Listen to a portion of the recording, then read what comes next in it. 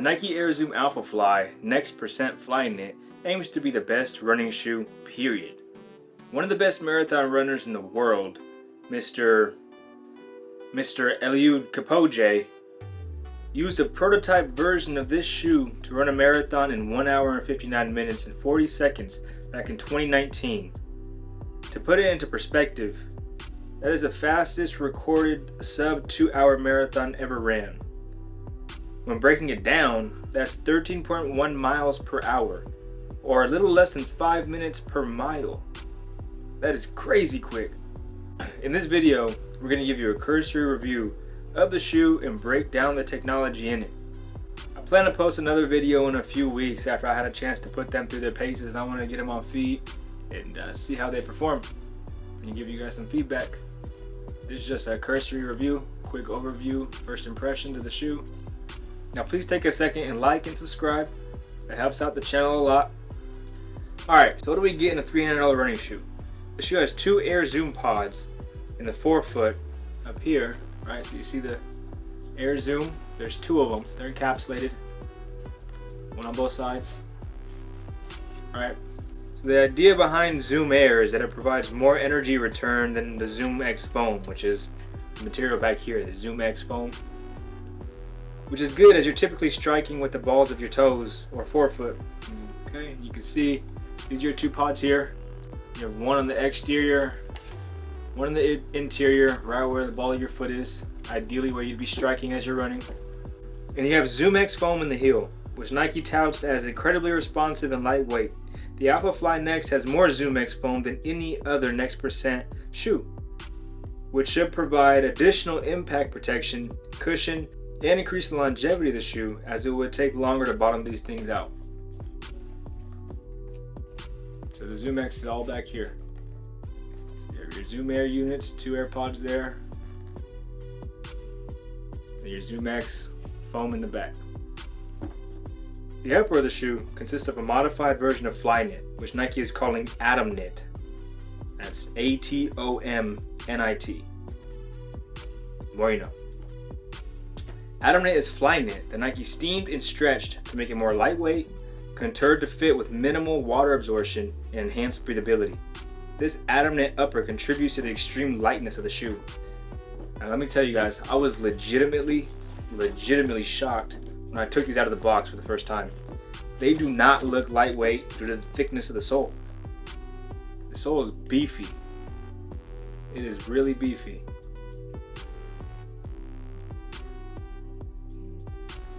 I'm used to seeing basketball shoes with Zoom Air units and nice foam in the back. Most of the time, those shoes are pretty dense. This shoe feels light or lighter than a pair of slides. They are crazy light, like deceivingly light mentally. It's like it's a mind trick. You see these on the shelf, you go to pick them up, and then it's inexplainable. So I mean, after watching reviews of these and people have said something similar, I tend to agree with the other reviews that it's hard to actually explain. But for perspective, pick up a pair of slides, and that's about how much these weigh. Another thing to note about the Atom Knit is that it is also see-through. It is definitely less rigid than typical Flyknit and much lighter. So you can see here, the whole shoe is a neon. You can see the lighter here because it's a bit transparent. So what you're seeing here is actually cardboard on the interior of the shoe. Take that out, I mean, you can see that most of the support comes from the actual reinforced Flyknit in the front, the back, around the laces, but this is all essentially open cell, extremely lightweight and breathable Flyknit material. One of the concerns about the Atom Knit is the longevity.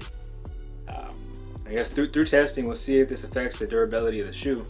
I mean, I am going to put these through their paces. I'm going to see how far I can push it, and we'll see how it holds up over time. This shoe has a full-length carbon fiber plate that extends the entire length of the shoe. So under or encapsulated in here, you can kind of see it poking through here. You can see it poking through on both sides there. You see where it says plate here.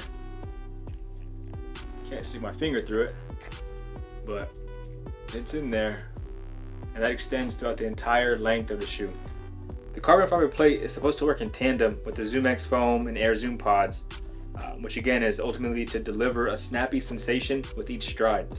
And I can tell you, just by trying them on and walking around the house, which I have done, you'll see at the end of the video, some on foot, these shoes do provide a snappy sensation that I've never felt in another shoe. They're a bit weird, quite honestly. They sort of propel you forward in a weird way. My wife also got a pair, and she equates it to like a little man being under the shoe pushing her forward. And that is legit what it feels like. It feels like the shoes are actually pushing you forward, like propelling you to strike the ball of your toes and to lean forward when you run. One cool thing about these shoes in general, and it probably contributes to the high cost of the shoe, is that the fact that the carbon plate that runs throughout the entire shoe, that it has a variable thickness depending on the size of the shoe. So as opposed to making one mold for all sizes the same thickness, they actually increase and decrease the thickness depending on size to maximize snappiness and energy response throughout the size ranges, which is pretty cool. And so what Nike said on the website is that for smaller sizes, the plate's more flexible and it gets stiffer as the size of the shoe increases. And again, that every person wearing the shoe is going to get the same sensation. You're going to get the feeling that Nike wanted you to have when you wore these. Now, my opinions. I was able to purchase these on sale for about $240. And they retail for, I think, $275 typically. That's before tax. So even on sale, they're a pretty pricey shoe. But I was surprised by the feel of the shoe when I first took them out of the box. The Atom Knit is ridiculously light and form-fitting. There are places where reinforcement has been added to provide a better lockdown and stability. There are smartly placed padding throughout the upper, but it's not overly done or heavy. The lacing system is straightforward and easy to operate. And the ZoomX, Air Zoom, and carbon fiber full-length plate seem incredibly responsive and lightweight. It is hard to put it into words how comfortable, lightweight, and propelling these are. It is a weird sensation. Now, the question. Should you run out and get these? To be honest, I don't know. I personally want to get a good quality shoe to get more excited for running and to help my knees out. I do run a few miles almost daily, and my existing running shoes are bottomed out and my knees are starting to feel it. I'm excited to hit the road in these things and report back to you on how they perform. If they don't perform well, I'll definitely let you guys know so you can save some of your hard-earned money. Although, I hope my search for an exciting and knee-saving running shoe is over with these. Well, that's all, folks. Stay tuned for the follow-up video on these shoes as well as future videos I put out to help you make an educated purchase. Thanks for watching, and don't forget to drink your coffee.